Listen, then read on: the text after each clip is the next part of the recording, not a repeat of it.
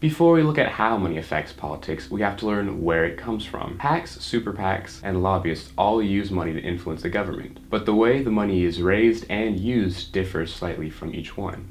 I'm sure you've heard the words super PAC thrown around in political debates and on the news. If you had a super PAC like President Obama had, super PACs are a disaster.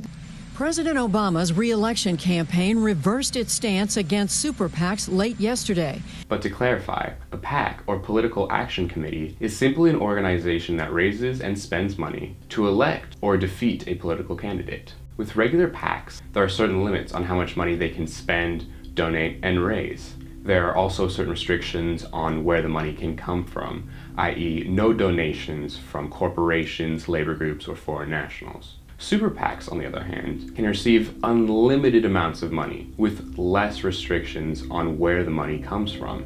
Super PACs can't donate directly to candidates' campaigns or political parties. They instead use their sizable bankroll to purchase ad time and distribute mail supporting the election of a certain candidate.